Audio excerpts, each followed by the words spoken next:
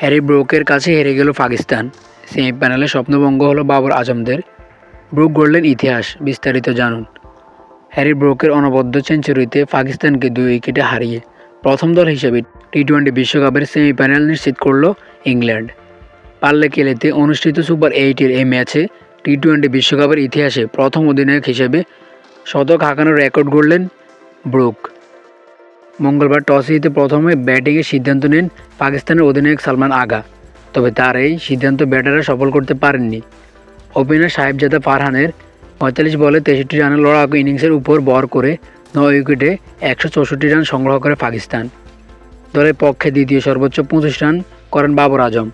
বাবর তার 24 বলের মন্থর ইনিংসের একটি অনাকাঙ্ক্ষিত রেকর্ডও গড়েছেন। বিশ্বকাপে 500 রান করা ব্যাটারদের মধ্যে তার স্ট্রাইক রেট 111.8, যা সবচেয়ে কম। পাকিস্তানের ইনিংস বড় হতে না দেওয়ার মূল কৃতিত্ব ইংল্যান্ডের বাঁহাতি স্পিনার লিয়াম ডসনের। তিনি 4 ওভারে মাত্র 24 রান দিয়ে 3 উইকেট শিকার করেন। এছাড়া জোফরা আর্চার 32 রানে নেন 2 উইকেট। 165 রানের জয় লক্ষ্যে খেলতে নেমে ইংল্যান্ড শুরুতে বিপাকে পড়ে। দলীয় 103 রানে 5 উইকেট হারিয়ে বসার পর ইনিংস মেরামত করেন অধিনায়ক ব্রুক ও উইল জ্যাক্স। তাদের 51 বলে 52 রানের জুটিতে জয়ের পথ পায় ইংল্যান্ড।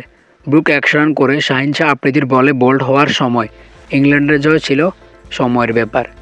শেষ ওভারে জোফরা আর্চারের 4-এ 5 বল হাতে রেখে লক্ষ্যে পৌঁছে যায় বর্তমান চ্যাম্পিয়নরা।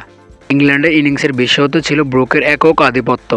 দলের মাত্র 3 জন ব্যাটার 2 অঙ্কের ঘরে পৌঁছাতে পেরেছেন, যার মধ্যে ব্রুকের সেঞ্চুরি ছিল নির্ধারক। পাকিস্তানের পক্ষে শাহিন শাহ আফ্রিদি 30 রানে 4 উইকেট নিলেও তার দলের পরাজয় রুখতে যথেষ্ট ছিল না।